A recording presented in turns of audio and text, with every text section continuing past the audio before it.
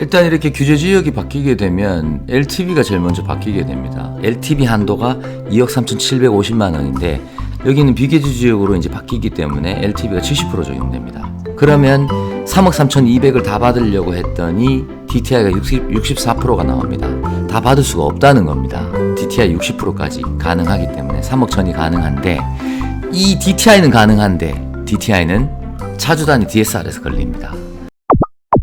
안녕하세요. 대출의 기술의 안프로입니다. 2022년 9월 22일 규제지역 해제에 대한 발표가 있었습니다.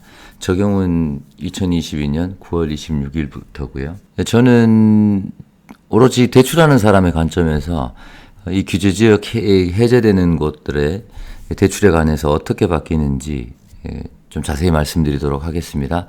그래서 어떤 분들은 좀 혜택을 볼 수 있겠다, 뭐 이런 의견도 좀 드리고요. 아무래도 이거는 이제 규제 지역 같은 경우는 부동산에 직접적으로 영향을 끼치죠. 주택담보대출 같은 부분들요. 부동산 대출, LTV 이런 거에 직접적으로 영향을 끼치기 때문에 실제로 이번에 해제된 분들 가운데 뭐 대출을 쓰고 있다거나 또는 대출을 그 지역에서 대출을 받아야 된다거나 하는 분들은 오늘 영상을 잘 봐주시면 분명히 많은 도움이 되실 거예요. 우선 규제 지역 해제된 거는 간단하게 짚고 넘어갈게요. 서울은 바뀐 게 없고요. 경기도권에서는 지금 여기 빨간 글씨로 되어 있는 부분들이 해제되는 것들이거든요. 안성, 평택, 양주, 파주, 동두천 이런 부분들만 해제가 됐네요. 제 개인적으로는 생각보다 해제 지역이 너무 좀 적은 것 같아요. 그러나 이 해제를 그냥 할 수는 없고 데이터를 가지고 그 데이터에 그 조건에 들어오는 곳들을 해제하는 거겠죠. 뭐 내 하고 싶다고 해서 그냥 하는 건 아니니까 이 기준에 적합한 곳들이 이곳밖에 없었다는 거죠. 그러나 아마 원래 12월 달 되면 더 많은 곳들이 그 기준 안에 들어올 수 있다. 적어도 내년 상반기에는 상당히 수도권의 많은 지역이 그 기준 안에 들어올 것이고 원래 12월이나 내년 초에는 제가 봤을 때는 수도권 주변에 상당수 많은 지역이 아마 조정 대상 지역에서 해제되지 않을까라는 조심스럽게 예측을 해봅니다. 인천은요, 연수구, 남동구, 서구가 투기과열지구였는데 투기과열지구에서 조정대상지역으로 다 바뀌었어요. 그 다음에 부산은 전 지역 해제됐죠. 뭐 부산뿐만 아니라 이번에는 부산, 대구, 광주, 대전, 울산, 광시 전체가 전부 다 해제됐고요. 그 다음에 세종은 투기 과열지구에서 해제돼서 조정 대상 지역으로 바뀌었습니다. 청주시 해제됐고요. 충남에서도 천안 일부 지역, 서북, 논산, 공주 이런 부분들 전부 다 해제가 됐네요. 전주, 안산, 덕진, 포항, 창원, 성산 이렇게 해제가 됐습니다. 자, 이 해제 지역은 각자 찾아보시면 되고요. 내가 살고 있는 지역 또는 뭐 내가 관심 갖고 있는 지역이 어느 규제 지역에 해당되는지는 국민은행에서 제공하는 부동산 시세 사이트인데요. 여기서 국민은행 시세 사이트에서 찾아보는 게 가장 정확합니다. 예를 들면 부천시 중동의 뭐 어느 아파트 단지라고 치죠. 네, 이렇게 검색을 하게 되면요, 이 단지가 나오고요. 어느 지역인지 이렇게 다 표기가 되어 있습니다. 26일 되면 이제 몇 군데가 이제 바뀌겠죠. 이거 통해서 확인하는 게 불인이, 그러니까 초보 분들한테는 가장 편한 것 같습니다. 이렇게 확인하시면 되고요. 자, 그러면 대출에 있어서는 이 규제 지역이 해제되면 투기과열에서 조정 대상 지역으로 낮아지거나 조정 대상 지역에서 비규제 지역으로 해제가 되면 어떻게 대출 관련해서는 어떻게 바뀌는지 조금 디테일하게 짚어드리도록 하겠습니다. 참고 자료에도 이렇게 있긴 한데요. 일단 이렇게 규제 지역이 바뀌게 되면 LTV가 제일 먼저 바뀌게 됩니다. 집을 사는 사람 입장에서는 생애 최초, 그러니까 한 번도 집을 산 적이 없는 생애 최초 주택 매수자, 이런 분들한테는 차이가 없어요. 해제 규제 지역이거나 아니거나 LTV 80%까지 적용하게 돼 있고 최고 6억 안에서 해주게 돼 있죠.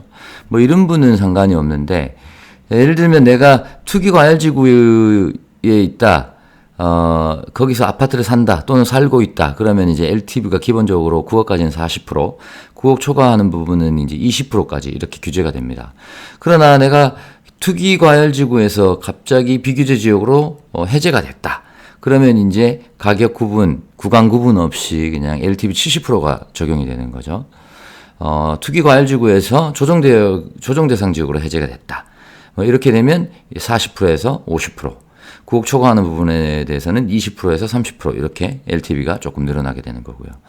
물론 또 서민 실수요자 같은 경우 또 적용 기준이 조금씩 달라지죠. 이 표는 저희 오늘금리 사이트에 있으니까 필요하시면 와서 보시면 되겠고요. 제가 봤을 때 이 표 하나로 항상 다 정리가 되는 것 같은데 자기 지역만 보시면 됩니다. 자기가 살고 있는 지역에 자기가 서민 실수요자인지 생애 최초 주택 매수자인지 무주택자인지 1주택자인데 집을 팔고 가는 사람인지 뭐 이런 것들 보면 되겠습니다. 이렇게 규제지역이 해제되면은요, LTV뿐만 아니라 DTI도 바뀝니다. 투기과열지구 일단 DTI가 40%죠. 조정 대상 지역이 50%, 비규제 지역이 60%. 다주택자들은 DTI도 이렇게 10%씩 줄어들게 되고요. 여기서 DTI가 뭔지까지는 굳이 설명드리지 않도록 하겠습니다. 뭐 이번에는 차주 단위 DSR에 대해서는 바뀐 내용은 없습니다. 그대로 모든 대출의 합이 1억을 초과하는 경우에는 차주 단위 DSR 3단계가 적용되고 있습니다. 은행이 40%, 비은행권이 50%를 맞춰야 되죠. 예를 하나 들어보죠. 경기도 파주시 동패동에 있는 운정백산 블루밍입니다. 여기는 현재 조정 대상 지역이고요. 이제 9월 26일부터 비규제 지역으로 바뀝니다. 그러면 현재 여기 34평형 아파트의 국민은행 일반 시세가 4억 7,500만 원입니다. 지금은 해제되기 전인 지금은 조정 대상 지역이기 때문에 4억 7,500에 대한 LTV가 기본적으로 50%입니다. 뭐 여러 가지 케이스 케바케일 수는 있습니다만 특히 뭐 매수할 때 뭐 실수요자니 어쩌니 이런 걸 다 배제하고요. 기본적인 LTV를 갖고 말씀을 드릴게요. 자, 그럼 4억 7,500에 현재 50%면 2억 3,750만 원입니다. LTV만 놓고 봐서 그렇다는 겁니다. 우리가 DTI니 DSR 이런 걸 논하기 전에 LTV 한도가 2억 3,750만 원인데 여기는 비규제 지역으로 이제 바뀌기 때문에 LTV가 70% 적용됩니다. 자, 그러면 4억 7,500에 70%를 적용하게 되면 3억 3,250만 원이 됩니다. 이렇게 한도가 20%가 늘어나게 되는 거죠. DTI도 우리 조정 대상 지역의 규제는 50%입니다.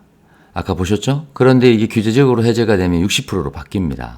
자, 이것 또한 어떤 의미를 가지는지 좀 보여드릴게요. 예를 들면 이 4억 7,500의 이 벽산 블루밍 아파트가 해제가 돼서 나는 70% 대출을 다 받아야 된다. 그 금액이 3억 3,250만 원입니다. 자, 그럼 3억 3,200을 받아야 돼요. 예를 들어 봅니다. DTI가 어떻게 바뀌는지 한번 보여드릴게요. 저는 계산의 편의를 위해서 저의 계산기를 쓰도록 하겠습니다. 자, DTI 계산을 한번 해보도록 할게요. 화면을 조금 늘리고요. 자, 소득은 일단 한 5천만 원 정도 예시로 넣어보고요.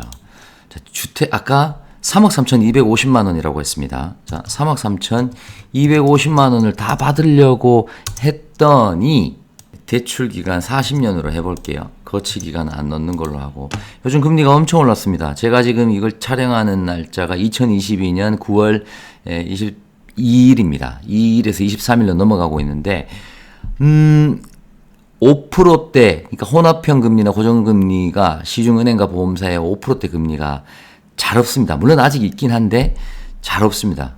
금리가 최근에 너무 가파르게 올라서 잘 없고요. 뭐 그냥 예니까 5% 정도 잡아볼게요. 자, 그렇게 DTI를 하면 기타 부채는 우리가 없다고 보고요. 네. 자, 그렇게 했을 때 38.48이 나옵니다.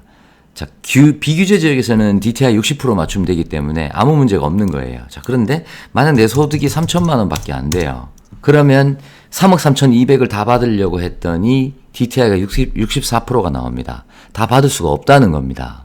그러면 대출 금액을 줄이던가 소득을 어떻게 늘리던가 해야겠죠. 그러면 예를 들면 뭐 대출 금액을 줄여볼까요? 상식적으로. 자, 3억은 더 받을 수 있겠네요. 예. 만약 금리 5%의 약정기간이 40년짜리 주택담보대출의 원리금 균등 상환이라면 DTI 60%까지 가능하기 때문에 3억 천이 가능한데 이 DTI는 가능한데 DTI는 차주 단위 DSR에서 걸립니다. 보세요. 똑같은 거예요. 지금 똑같은 거. 연소득 3천만 원인 사람이 연소득 3천만 원인 사람이 주택담보대출을 받아야 되는데 3억 3,200을 받으려고 해요. 약정이 40년 480개월이고요. 거치 넣었고요. 금리는 마찬가지로 5%로 한다고 치죠. 자, DSR 계산했더니 지금 64%입니다. DTI하고 같이 64%가 나옵니다. 왜냐하면 기타 부채가 전혀 없는 상태에서는 DTI하고 DSR이 같이 나옵니다. 물론 모든 조건은 아니지만 너무 깊이 들어가면 복잡하고요. 어쨌든 DTI, DSR이 같이 나옵니다. 기타 부채가 없는 경우는. 자, 그러면 64%예요. 현재 차주 단위 DSR 3단계 모든 대출의 합이 1억을 초과하게 되면 차주 단위 DSR, 개인의 DSR이 50% 넘어갈 수가 없다. 그렇기 때문에 이 경우는 아까 DTI는 금액을 조금 3억 천까지 줄이니까 들어왔죠? 이렇게 아까 DTI도 59.79 나왔잖아요. 이렇게 들어온단 말이죠. 들어오는데 이미 차주 단위 DSR에 50%, 은행 기준 40% 다 넘어섰기 때문에 이 금액을 받을 수가 없어요. 그래서 LTV가 해제되는 거는 뭐 반가울 수 있겠으나 DTI, DSR, 특히 DSR이 존재하는 한 역시 대출은 받기가 쉽지가 않은 것 같습니다. 그런데 어쨌든 이제 해제가 되고 이 해제로 인해서 어떤 사람들은 분명히 도움이 되시는 분들이 계십니다. 제가 생각했을 때 크게 한 두세 가지 정도 있을 것 같아요. 여러분들이 만약 이런 경우에 해당이 된다면 반드시 대출을 좀 적극적으로 검토해 보실 필요가 있어요. 먼저 첫 번째로 내가 주택담보대출을 쓰고 있었는데 대출이 덮여서 알아봤더니 LTV 한도에 걸린 거죠. 예를 들어서 이 집에 4억 7,500의 조정 대상 지역일 때는 대출 한도가 2억 3,700이단 말이죠. 나는 이미 주택담보대출을 2억 3,700을 다 쓰고 있다. 그랬는데 대출을 조금 더 받으려고 알아봤더니 LTV가 안 나와서 더 이상 대출이 안 된다고 하더라. 안 된다고 했다. 그래서 나는 어쩔 수 없이 신용대출을 무리하게 비싼 금리로 받았다. 그 신용대출의 종류는 어떤 거든지 간에 뭐 캐피탈에서 받았던 저축은행에서 받았던 카드론이든 현금 서비스든 그 무엇이든 간에 나는 어쩔 수 없이 고금리로 받았다 하는 분들한테는 이제 LTV가 늘어났기 때문에 주택담보대출 LTV가 늘어나기 때문에 주택담보대출로 받아서 신용대출을 끌 수 있는 이런 기회가 한번 생긴 겁니다. 또 하나 케이스는요. 마찬가지 주택담보대출 2억 3,700 정도 이걸 기준으로 계속 예를 말씀드리고 있습니다. LTV 50%까지 대출 쓰고 있다가 어떤 사정이 있어서 더 받으려고 했더니 역시나 안 됐는데 나는 사업을 하고 있었고 또는 사업자 대출을 알게 돼서 후순위 사업자 대출을 조금 금리를 비싸게 주고 받았다. 뭐 그게 은행이 있고 보험사면 좀 덜 하겠지만 예를 들면 지금 기준으로 한 뭐 6%대, 7%대, 8%대 이상의 이런 금리들을 후순위 사업자 대출을 받았었다. 그런데 그 사업자 대출 금액과 내가 앞에 받아있던 주택담보대출, 일반 담보대출의 금액을 합해봤더니 비규제 지역으로 해제되면 대출 한도가 3억 3,200이기 때문에 그 한도 안에 들어온다. 또는 비슷하게 들어온다. 이랬을 때는 이제 적극적으로 금리를 낮추는 작업에 돌입할 필요가 있는 거죠. 그런 분들에게는 금리를 낮출 수 있는 기회가 생기는 겁니다. 그리고 또 하나 이런 케이스도 있을 것 같아요. 이사 가려고 준비를 했는데 대출 한도가 안 나와가지고 내 집을 처분하고 가려고 했는데 대출 한도가 안 나왔던 분들한테는 어쨌든 비규제 지역으로 해제가 되면 기존 집이 있더라도 우리가 처분 조건을 달고 보금 자료를 이용해서 뭐 70% 이렇게 받는다던가 또는 일반 담보대출 상품도 60%까지 기존 주택 처분 조건을 달지 않아도 뭐 60%까지 나오니까요. 평소 이사를 계획했던 분들, 조금 망설였던 분들, 당장 서두르실 필요는 없을 거라고 생각해요. 지금 부동산 시기가 너무 안 좋기 때문에. 다만 좀 지켜보셨다가 본인이 타협할 수 있는 정도의 가격까지 내려온다고 하면 이사를 계획했던 분들한테는 조금 더 여유가 생긴 게 아닌가 이런 생각이 듭니다. 해제가 된다고 해서 당장 집값이 다시 올라간다거나 내려간다거나 이런 거는 제가 말씀드릴 부분은 아니고요. 저는 다만 이제 그런 지역이 추가로 또 해제가 되거나 다시 지정이 되거나 할 때마다 우리 대출을 쓰거나 대출을 받아야 하거나 대출을 쓰는 사람들 입장에서는 어떻게 우리한테 작용되는지 제가 항상 꼼꼼히 살펴드리도록 하겠습니다. 마치면서 제일 강조드리고 싶은 건 이거예요. 이제 규제 지역이 바뀌거나 안 바뀌거나 지금 현재 2022년 9월 말인데요. 지금 시장의 기준금리, 채권금리 이런 것들 제가 굳이 말씀드리지 않아도 어마무시하다는 건 다들 이해하고 다들 인지하고 계실 겁니다. 이 금리에 대해서 준비하셔야 된다고 올 초부터 계속 말씀드렸습니다. 그러나 제가 초대에 말씀드렸을 때는 이 대부분 변동금리 쓰시는 분들도 신용대출 같은 경우에야 즉각 반영이 되는데 주택담보대출 변동금리 쓰시는 분들은 사실은 6개월 단위 변동이 가장 많거든요. 그래서 7월, 8월, 9월 달 들어서 금리가 바뀌신 분들, 그리고 앞으로 10월, 11월, 12월 돼서 금리가 바뀌실 분들은 분명히 어마어마하게 타격이 옵니다. 이미 피부로 느끼고 계신 분들도 많으실 거고요. 자기 변동금리가 이미 5%대 이상으로 넘어선 분들은 사실 큰 방법이 없단 말이죠.